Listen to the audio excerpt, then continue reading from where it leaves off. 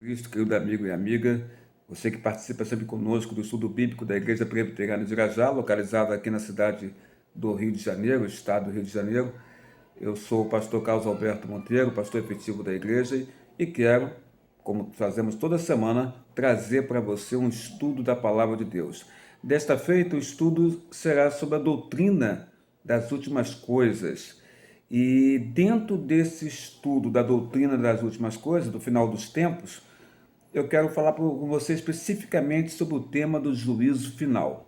Antes de mais nada, nós estamos estudando o livro de teologia sistemática do teólogo Luiz Berkhoff, e dentro do capítulo Doutrina das Últimas Coisas, nós estaremos apresentando para você, então, hoje, o tema O Juízo Final. Nós sabemos que o juízo final ele será realizado sobre a história da humanidade depois da parousia. A parousia é a segunda vinda de Cristo, quando Cristo, pela segunda vez, retornará para esta terra, mas sob a forma de juiz, não como salvador, mas como juiz sobre todas as coisas.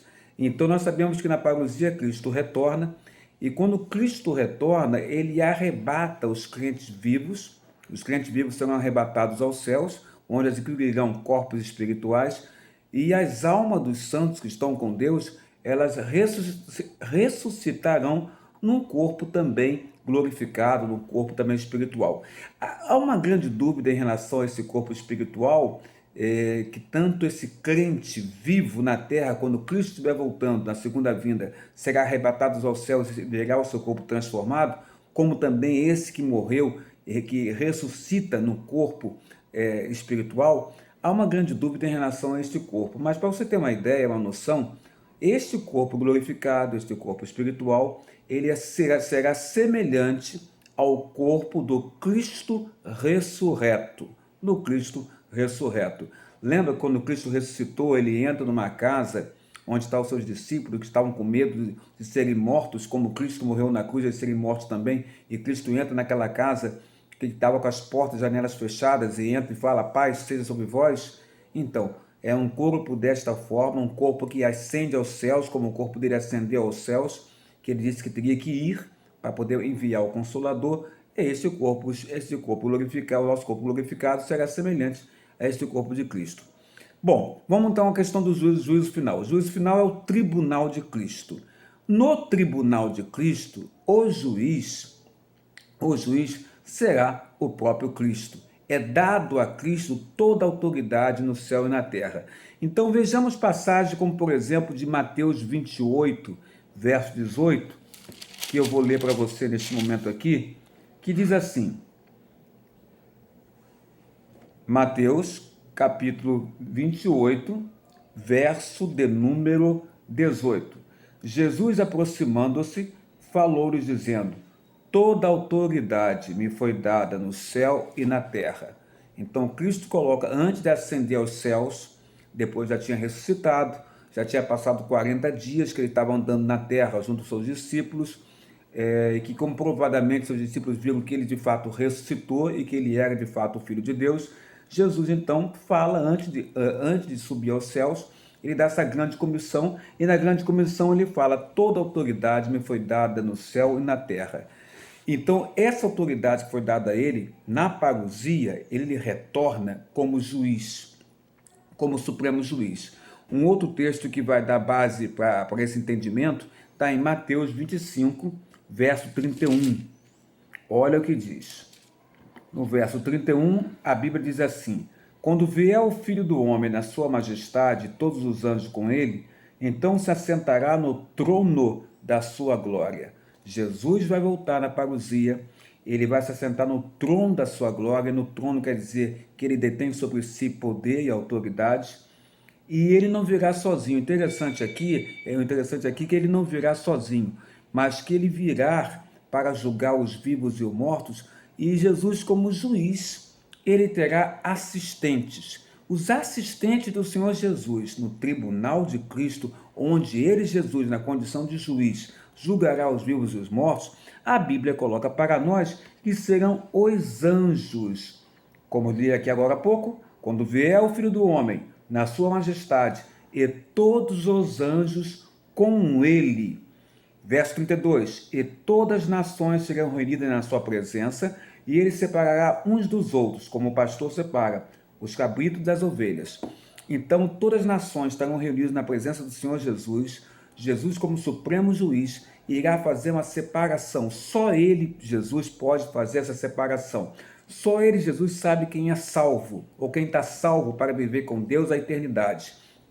Então só ele pode fazer a separação, como um pastor que separa as ovelhas dos cabritos. Cristo irá separar, porque diante dele estarão reunidas todas as nações da terra. E ali Cristo vai chamar aqueles que pertencem a ele para estar com ele, vinde benditos do reino do meu Pai. Ele vai chamar aqueles que pertencem a ele, e aqueles que não pertencem a ele está destinado a um lugar terrível, que é o inferno, um lugar onde Deus não está presente. Ou melhor, explicando essa palavra, o lugar onde que a presença de Deus é simbolizada pela ira de Deus, pela ira do Senhor Deus, por aquelas pessoas que ao longo do tempo não abraçaram pela fé a Ele, a Senhor Deus, através de Cristo como Senhor e Salvador das suas próprias vidas. Então entendemos que Cristo será o juiz e seus assistentes serão os seus anjos. Mateus 13, verso 41, também vou abrir esse texto para ti. Mateus 13, verso 41, a Bíblia revela o seguinte: mandará o Filho do Homem os seus anjos, os anjos bons, que ajuntarão do seu reino todos os escândalos e os que praticam a iniquidade, e o lançarão na fornalha acesa, ali haverá choro e ranger de dentes. Então os justos resplandecerão como o sol no reino do seu Pai. Quem tem ouvidos para ouvir, ouça. Jesus, o tempo inteiro no seu ministério, ele alertava através de parábolas como seria esse momento final do homem, da humanidade com o próprio Deus, com a Trindade Santa. E ele orienta, aqui ele coloca para nós mais uma vez, que os anjos do Senhor, os anjos bons, por Cristo receberão a ordem de ajuntar as pessoas que praticaram escândalos de iniquidade, perversidade, e essas serão lançadas aonde? Aqui está a explicação: na fornalha acesa, ali verá choro e ranger de dentes. Essa fornalha acesa, que dá o entendimento de sofrimento, de calor, de fogo, essa fornalha acesa nada mais é do que o inferno, onde ficarão ali aquelas pessoas que ao longo da existência, ao longo dos séculos, rejeitaram a esse Deus, rejeitaram a Cristo Filho de Deus como Senhor e Salvador das suas próprias vidas. Mas o fato é que nesse versículo também de Mateus 13, verso 41, você consegue encontrar então Cristo dando ordem aos seus anjos. Por quê? Porque os anjos do Senhor serão seus assistentes no tribunal de Cristo, onde Cristo será o juiz. E nós entendemos, então, o Berkoff chega a dizer aqui que, na verdade, Cristo ser juiz nada mais é do que uma honra para ele julgar os vivos e os mortos, e essa honra foi conferida a ele, Jesus, de ser juiz, por causa que ele é o mediador entre o homem e Deus. E Cristo recebe essa honra de julgar os vivos e os mortos por sua obra expiatória. Cristo na cruz morreu pela humanidade, morreu por todos nós. Na cruz do Calvário, Cristo recebe todo o pecado da humanidade. Bom, se nós verificamos aqui que nós temos um juiz, que é o Senhor Jesus, é o Cristo, e nós temos assistentes desse juiz, que serão os anjos, que farão esse recolhimento, tantas pessoas que serão arrebatadas para ter um corpo glorificado, que são os santos escolhidos por Deus para a salvação, para viver a vida eterna com Deus, como também os anjos também vão recolher aquelas pessoas que cometeram iniquidades. Então eles são assistentes do Senhor Jesus e no tribunal funcionarão dessa forma também. Mas nós não temos só o juiz ou o assistente. No tribunal de Cristo, nós temos as partes que serão julgadas. E nós temos clara indicação na Bíblia Sagrada de duas partes que serão julgadas. E lá na segunda carta de Pedro, capítulo 2, versículo 4, nós verificamos então que os anjos decaídos eles terão que comparecer perante o tribunal de Deus. Os anjos decaídos, ou os anjos maus, aqueles que foram expulsos dos céus pela rebeldia contra o Senhor Deus, liderado eles por Satanás, que se achou igual a Deus, os anjos decaídos serão julgados no tribunal de Cristo. Então, lá na segunda epístola de Pedro, capítulo 2, verso 4, a Bíblia fala: ora, se Deus não poupou anjos quando pecaram, antes, precipitando-os no inferno, os entregou a abismo de trevas, reservando-os para o juízo. Então, Pedro aqui bem claramente coloca para nós que Deus reservou para esses anjos que pecaram, esses anjos que foram rebeldes em relação a ele, Senhor Deus, que são os anjos decaídos, os anjos maus. Deus reservou eles para o quê? Reservou eles para o juízo.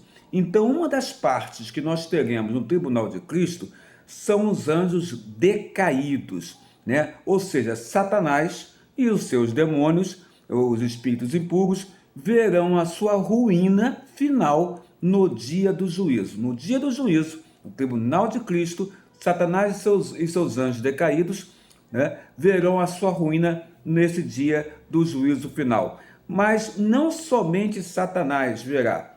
Ainda continuando dentro dessa ideia, eu queria mostrar Mateus 8, verso 29. Mateus 8, verso 29, exatamente nos fala desta forma aqui que eu vou ler para você. Eis que gritaram: que temos nós contigo, ó Filho de Deus? Vieste aqui para atormentar-nos antes do tempo? Bom, aqui está se falando de espíritos impuros ou anjos decaídos que estavam dentro do corpo de um homem, ou melhor dizendo, de dois homens, né? Que aqui é a cura de dois endemoniados gadarenos.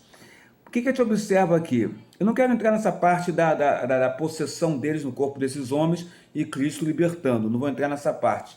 Mas o que eu quero entrar aqui e falar para vocês é o que está escrito no versículo, porque está bem claro para nós aqui, no verso 29, que eles falam assim: vieste aqui, eles falam para Jesus, vieste aqui atormentar-nos antes do tempo. Porque esses espíritos impuros que estavam nos corpos desses dois homens chegam para Jesus e reconhecem Jesus como sendo Filho de Deus, eles reconhecem ele, que temos nós contigo, ó Filho de Deus. Mas por que eles falam, vieste aqui atormentar-nos, nos perturbar antes do tempo?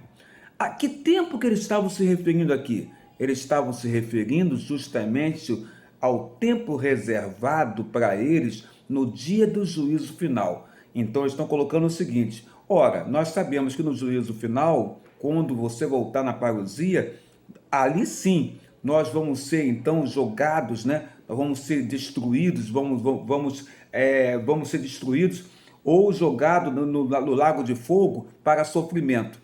Mas agora não, ainda não chegou esse tempo. Por isso eles colocam: vieste aqui, Jesus, nos atormentar, nos perturbar antes do tempo. Eles já sabiam o que haveria de acontecer. Então, na verdade, Satanás e os seus espíritos impuros, os anjos decaídos, eles já sabem que estão derrotados. Já sabem que estão derrotados e que haverá um tempo que Cristo vai voltar. E quando Cristo voltar, haverá a consumação dessa vitória do Senhor Jesus. Mas eles sabem que já estão derrotados. Então, eles sabem que está reservado para eles esse momento no tribunal de Cristo, onde eles serão julgados e condenados. Então, a primeira parte que será julgada e condenada no tribunal de Cristo, nós temos aqui Satanás e os seus anjos decaídos. Mas serão só eles que serão julgados lá no tribunal de Cristo? Não. Nós podemos observar que há uma segunda parte que será julgada também. Então, vamos ver aqui. Também se vê com toda a clareza que todos os indivíduos da raça humana terão que comparecer às barras da justiça do tribunal de Cristo. E aí eu vou abrir para você em Apocalipse, capítulo 20 e versículo de número 12. Apocalipse 20, versículo número 12, fala para nós assim: os juízos de Deus. Vi também os mortos, os grandes e os pequenos, postos em pé diante do trono. Então se abriram livros, ainda outro livro, o livro da vida, foi aberto, e os mortos foram julgados. De que forma? Segundo as suas obras. Foram julgados segundo as suas obras, conforme o que se achava escrito nos livros. Então é aberto o livro da vida, e os mortos que estão diante do trono de Cristo, Cristo é o supremo juiz, eles serão julgados segundo as obras deles aqui na terra, conforme o que se achava escrito neste livro da vida. Deu o mar os mortos que neles estavam, aqueles que estavam mortos no mar, deu o mar essas pessoas, né? Porque na ressurreição, quando houver a ressurreição, é importante colocar isso aqui, quando houver a ressurreição, é a ressurreição tanto do justo como do ímpio. Haverá a ressurreição do justo e haverá a ressurreição do ímpio. Então a Bíblia fala, deu o mar os mortos que neles estavam, a morte e o além entregaram os mortos que neles haviam, e foram julgados, um por um, segundo as suas obras. Então, um por um será julgado no tribunal de Cristo. Pessoa por pessoa será julgada no tribunal de Cristo. Será julgada conforme as suas obras que ela realizou nesta terra. Versículo 14 de Apocalipse 20. Então a morte e o inferno foram lançados para dentro do lago de fogo. Então a morte e o inferno são lançados dentro do lago de fogo, e dentro deles também se encontra Satanás e seus asseclas, Satanás e seus subordinados, Satanás e seus anjos decaídos, Satanás e os espíritos impuros também serão lançados, mas também serão lançados no lago de fogo todo homem que cometeu perversidade e iniquidade, que não abraçou pela fé e se arrependeu dos seus pecados, não abraçou pela fé a Cristo Jesus. Esses serão lançados também no lago de fogo, junto com o inferno e com a morte. Então nós temos duas partes que serão julgadas.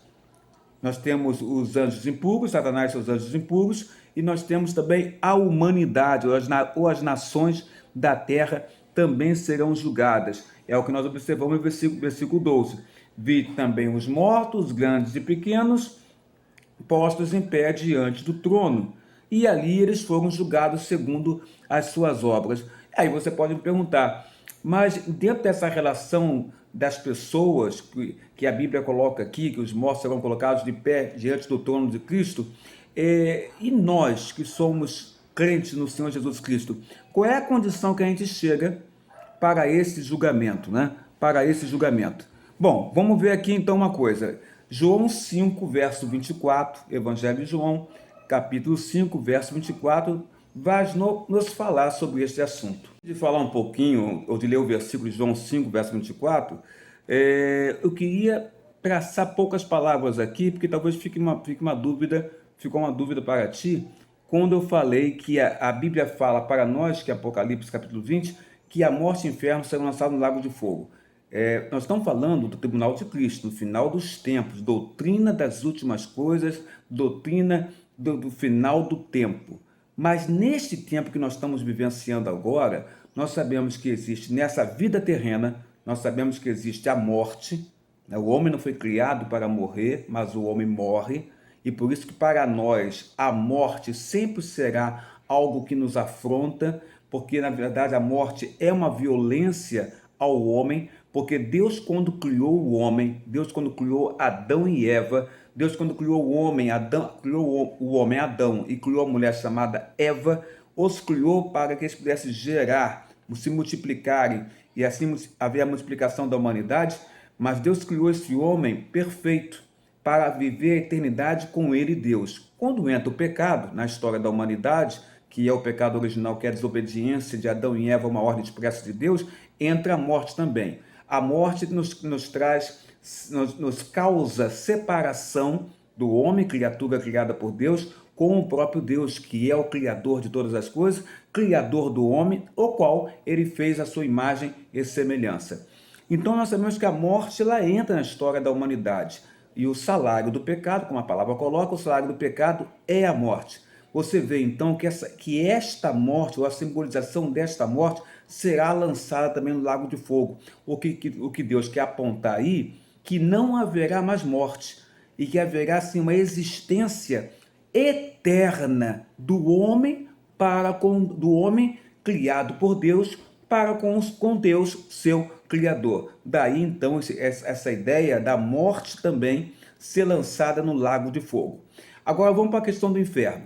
Bom, quando a pessoa morre, e ela morre rejeitando a Deus, não conhecendo a Deus, não tendo entendimento de quem é este Deus, não tendo entendimento que Deus enviou à terra seu Filho Jesus Cristo para nos salvar. Velho Testamento, a ideia então do Cristo que haveria de vir, e as pessoas eram salvas nessa crença, e no Novo Testamento já a ideia do Cristo que veio, né, que é Jesus Cristo. Então, o que se entende aqui quando se fala do inferno é que esta questão do inferno, o inferno é destinado a todas aquelas pessoas que ao longo do tempo, ao longo dos séculos, rejeitam a Deus e ao Filho de Deus, que é o mediador entre os homens e o próprio Deus.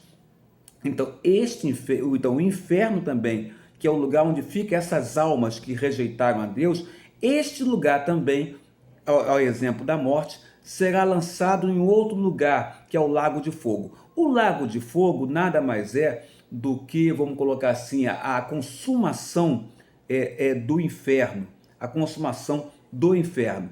O Lago de Fogo é um lugar onde então será destruído o inferno, o Lago de Fogo é um lugar onde será destruída a morte. É este lugar então que a Bíblia chama de Lago de Fogo. Isso é para que você possa ter um entendimento um pouquinho melhor sobre essa questão tanto da morte e do inferno ser lançado nesse local. Lago de Fogo é o local então da consumação, né, da destruição da morte e da destruição do inferno também. Bom, agora vamos sim para João 5, verso 24, que nós falamos que íamos ler para você e vamos ler agora. Cristo fala: em verdade vos digo, quem ouve a minha palavra e crê naquele que me enviou, tem a vida eterna. Não entra em juízo, mas passou da morte para a vida. Então você vê que o próprio Senhor Jesus está nos informando aqui que o crente, que o homem que crê nele, Jesus Cristo, não entrará no tribunal de Cristo em juízo condenatório. Vou repetir. Cristo está falando para nós em João 5,24, que o crente, o cristão, não entrará no tribunal de Cristo na condição de um possível juízo condenatório. Não, o cristão vai entrar no tribunal de Cristo não para ser condenado, não, porque ele já está salvo, porque ele crê em Cristo como o salvador da sua vida. Mas ele entrará nesse tribunal de Cristo para ouvir do próprio Cristo, como a parábola fala, que Cristo conta, aquela chamada de Cristo para ele: vinde bendito do reino do meu Pai. É para isso que nós vamos entrar ali, para ouvirmos Cristo olhar para nós e nos chamar para estarmos com Ele e com a Trindade Santa por toda a eternidade. O cristão não entra em juízo condenatório. Não há mínima possibilidade de um cristão convertido de fato a Deus, a Jesus, pela ação do Espírito Santo, passar pelo tribunal e ser condenado. Não há mínima condição. João 5,24 nos informa isso, mas também eu posso caminhar com você e abrir em outro texto da Bíblia Sagrada, e eu farei isso agora também. E abrindo nesse texto aqui, vou abrir para você em Romanos. E no texto de Romanos, no capítulo 8, no verso 1, o apóstolo Paulo também trata deste assunto que Jesus tratou em João 5, verso 24.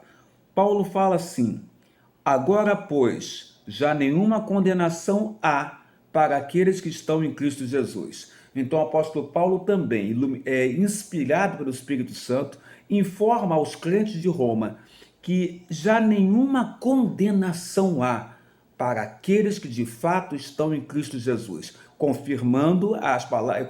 Ele aqui está dando ênfase às palavras de Jesus, que o crente não passará no tribunal de Cristo por um juízo condenatório. Há muito cristão que tem a ideia que ele vai passar pelo tribunal de Cristo com a possibilidade dele ser condenado. Não, aquele que é de Deus, aquele que pertence ao Senhor, aquele que pertence a Jesus, não passará por esse tribunal com a condição de condenado ser e também ser lançado nesse lago de fogo, onde será lançado a morte, o inferno, onde será lançado Satanás e os anjos decaídos, e onde serão lançados todo homem que rejeitou a Deus ao longo dos séculos. Não, o cristão passará para o tribunal, repito, para receber de Cristo uma palavra boa, um convite de Jesus para que nós possamos viver a eternidade com Ele. Um ponto interessante para falar ainda sobre a questão das partes que serão julgadas é você observar, e faço questão de ler aqui o texto de Berkoff, no seu livro Teologia Sistemática, que ele fala o seguinte: às vezes, porém, se objeta que os pecados dos crentes perdoados, certamente não serão trazidos a público naquele dia. Que dia? Dia do juízo final. Mas a Escritura nos leva à certeza de que o serão, embora naturalmente sejam revelados como pecados perdoados. A dúvida que é colocada aqui é se o pecado do homem crente, né, será trazido à lume, será trazido à luz, mesmo que esse pecado já seja um pecado perdoado, se esse pecado perdoado seja trazido à luz, ou seja, no dia do juízo final, ele seja mostrado para nós na hora do julgamento. Bom, a Escritura nos leva à certeza que o serão, embora naturalmente esses mesmos pecados sejam revelados no momento da apresentação dos mesmos por parte de Cristo para nós, lá no tribunal de Cristo, serão revelados como pecados perdoados. Por que isso? Porque a Bíblia fala que os homens serão julgados por toda palavra frívola. Então, se houve uma palavra frívola e por causa disso, a palavra frívola é pecado, mesmo que seja um pecado já perdoado, mas se o homem será julgado por toda palavra frívola, isso quer dizer que será mostrado este momento da execução desta palavra frívola. Está lá em Mateus 12, verso 36. Os homens serão julgados por toda palavra frívola, serão julgados pelos segredos dos homens, Romanos 2, verso 16, 1 Coríntios 4, versículo 5, e não há a mínima indicação que isso se restringirá somente aos ímpios. Quer dizer, toda palavra frívola ou o segredo dos homens, que são os pecados que são feitos em oculto, né? Não há nenhuma afirmação, não há nada na Escritura que diga que só os homens ímpios terão os seus pecados revelados no tribunal de Cristo. Não há nada que indique que somente eles terão os seus pecados revelados. Na verdade, a Bíblia Sagrada dá a entender que não só dos homens ímpios, mas dos homens salvos, tudo será trazido à luz, tudo será mostrado que nós fizemos, mesmo os pecados perdoados. Mesmo pecados perdoados também serão trazidos à luz. Além disso, passagens como Mateus 13:30, versículo 40 a 43, o capítulo 25, do 14 a 23, evidenciam que os justos comparecerão ao tribunal de Cristo. Ora, se os justos comparecerão ao tribunal de Cristo, sabemos, não serão para juízo condenatório, mas a Bíblia coloca claramente para nós que toda boa obra, ou a obra ruim, ou a obra má, será revelada no tribunal de Cristo. E isso não somente para o ímpio, mas também para o homem justo, para o homem salvo também. Bom, vamos lá então agora um outro ponto. A ocasião do juízo. Quando acontecerá a ocasião do tribunal de Cristo? Vamos tentar entender isso. Olha, determinar o dia do tribunal de Cristo ou a exata duração do juízo final, biblicamente não temos que nós determinarmos isso. A Escritura, ela fala em dia do juízo, a Escritura fala naquele dia, ou dia da ira, mas a Escritura, ela não coloca para nós o quanto tempo será esse dia da ira, ou dia do juízo, ou aquele dia, não é? Então, na verdade, não tem como você inferir que esse dia que a Bíblia fala, o dia do juízo final, é um dia de 24 horas, como também não dá para inferir, como os pré-milenistas que querem colocar esse dia como sendo um período milenar. Também não dá para entender dessa forma também não. O fato é que não dá para precisar a duração desse dia chamado o dia do juízo final, onde haverá o tribunal de Cristo. Não dá para inferir isso, não temos condição de inferir se será precisamente um dia de 24 horas ou não será um dia de 24 horas.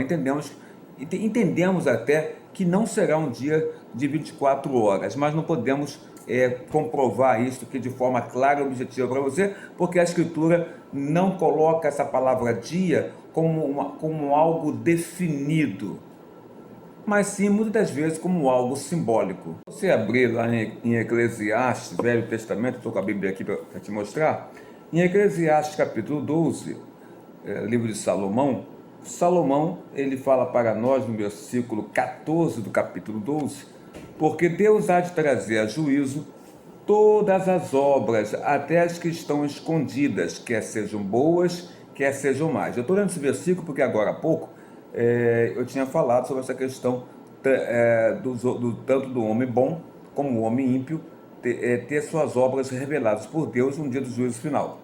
E aqui nesse versículo 14, Salomão, debaixo da sabedoria de Deus, ele fala, porque Deus há de trazer a juízo, todas as obras, todas, até as que estão escondidas, quer elas sejam boas e quer elas sejam más, mas ele vai trazer a juízo, ele vai mostrar, e isso casa de acordo com o tribunal de Cristo, onde ali as obras de toda a humanidade serão vistas e mostradas por Deus aos próprios homens que a cometeram.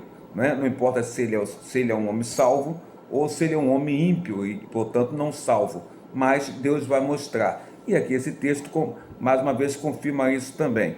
Bom, agora outro ponto que eu quero colocar para vocês aqui, ainda seguindo a questão da ocasião do juízo, mas é a questão sobre se o juízo final precederá imediatamente a renovação do céu e da terra, ou seja, após o juízo final, logo de imediato haverá então a renovação dos céus e da terra.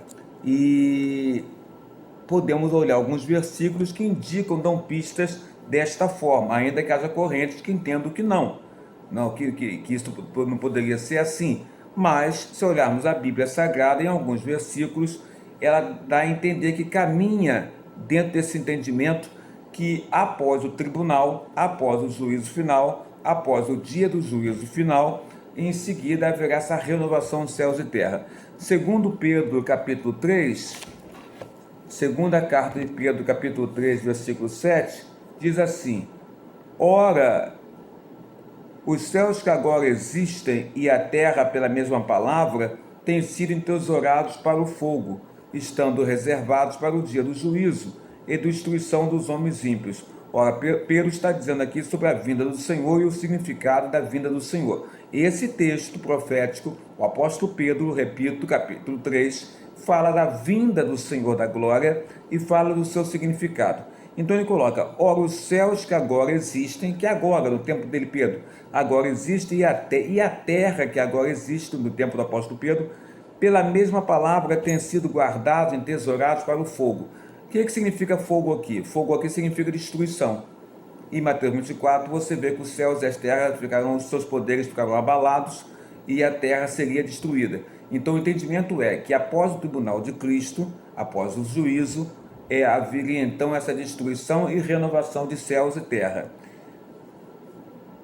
Porque céus e terra estão sendo entesourados para o fogo, estando reservados para isso acontecer no dia do juízo final. Mas tenho ainda para mostrar para vocês aqui Apocalipse 21, verso 1. Então, Apocalipse 21, no versículo 1, diz assim, vi novo céu e nova terra, pois o primeiro céu e a primeira terra já passaram, e o mar já não existe. O apóstolo João tem uma visão dada por Cristo a ele na ilha de Patmos, e lá no capítulo 21, que é o capítulo que fala do novo céu e nova terra, ele diz, eu, João, vi novo céu, eu, João, vi nova terra, pois o primeiro céu e a primeira terra passaram, ou já passaram. Então João está dizendo que a terra que então era conhecida e o céu que então era visto, de forma profética, na visão que ele tem, após o dia do juízo final, já não existe mais, já não existe. Então foi criado um novo céu e nova terra. Então aí mais um versículo que dá um entendimento para você, para mim, para todos nós, que a pista que a Bíblia coloca, ainda que alguns entendam de forma diferente, que a pista que a Bíblia coloca, que após o dia do tribunal de Cristo, o dia do juízo final, haverá uma renovação dos céus e terra, com a destruição dos céus e terras antigos e criação de novos céus e terra, porque João fala, vi novo céu, vi nova terra, e ele fala, o mar já não existe.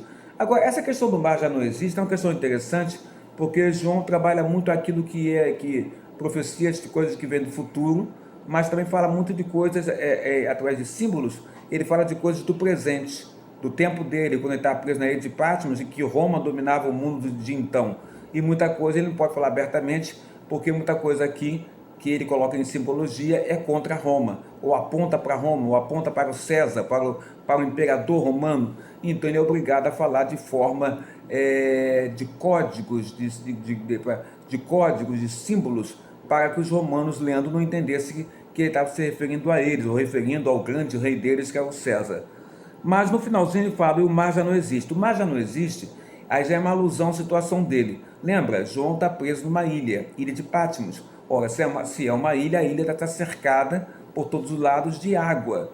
Então, essa água representa para João prisão, encarceramento, porque ele está numa ilha, a ilha é cercada por águas, e ele olha para essas águas e não vê terra, não vê terra.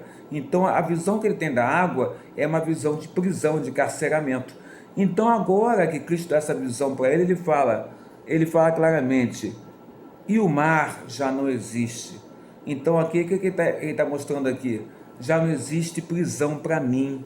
O que me cercava, me prendia nesta ilha, ou nesta ilha que é o simbolismo da prisão que eu estou vivenciando, o mar, já não existe. Deus aboliu, Deus retirou da minha frente, Deus me deu liberdade, Jesus me deu liberdade. Então aqui ele está aventando a questão do mar, que era real naquela época ali, naquela ilha, e que era um simbolismo de escravidão para ele, João. Mas na parte de cima, já é uma questão escatológica, uma questão de profecia. Novo céu, nova terra. Por quê? Porque o primeiro céu, a primeira terra já não existe mais.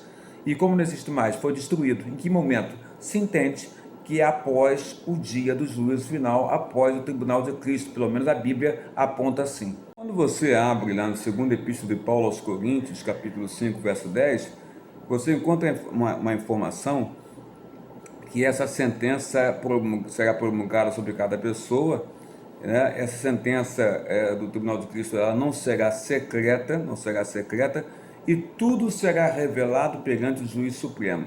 O Juiz Supremo é o Senhor Jesus. Tudo será revelado perante o Senhor Jesus. Segundo Coríntios, capítulo 5, verso 10, diz assim, porque importa que todos nós compareçamos perante o Tribunal de Cristo. Então Paulo está falando, importa que todos nós, ou seja, os homens maus, os homens não salvos, porque rejeitaram a Deus, rejeitaram a Cristo, a existência de Deus, a existência de Cristo como Filho de Deus, não houve parte desses homens fé, havia sim incredulidade em relação a Deus e a Cristo, porque importa que todos nós compareçamos perante o tribunal de Cristo.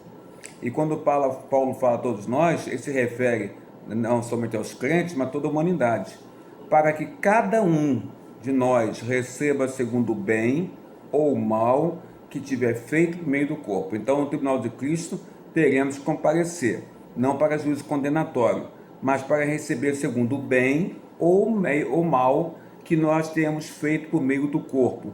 Por isso que falamos agora há pouco que todos os pecados serão revelados, né? Todos os pecados serão revelados, até os pecados já perdoados por Deus em ti, esses serão revelados também lá. Todos os pecados serão revelados, como Paulo diz aqui, para que cada um receba segundo o bem ou o mal que tiver feito por meio do corpo. Aí alguns podem entender que esse recebimento por meio do... cada um receba segundo o bem ou o mal que tiver feito por meio do corpo.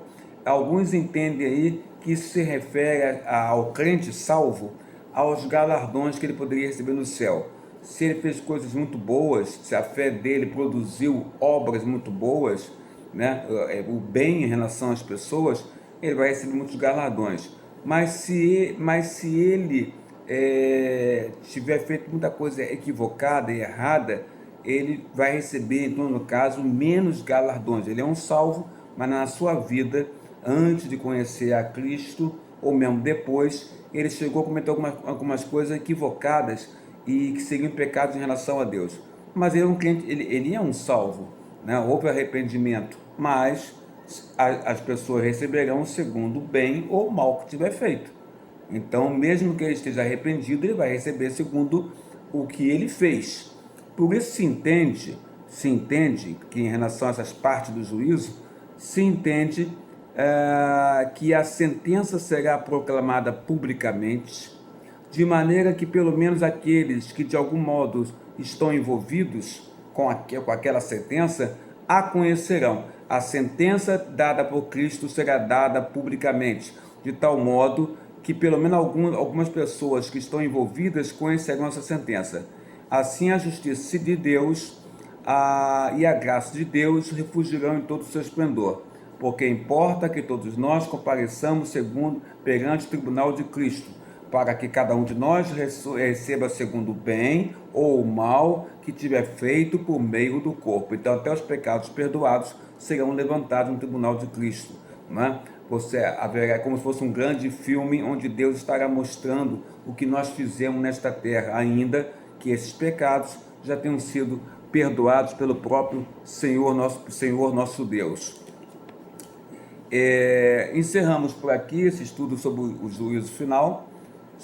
É claro que não contemplamos aqui tudo que poderia ser dito sobre o juízo final, mas a nossa ideia, em verdade, é dar a você uma noção boa, uma noção geral, biblicamente falando, sobre as questões que envolvem as doutrinas dentro da Escritura Sagrada, para que você veja que essas doutrinas, elas têm base firme, base sólida, base bíblica, para que possamos entendê-las, conhecê-las, aceitá-las e obedecê-las como sendo vindo da parte do Senhor nosso Deus. Então entendemos que haverá duas partes no julgamento final: o juiz é Cristo com seus assistentes, que são os anjos, os Satanás, seus anjos decaídos serão julgados, mas também toda a humanidade será julgada.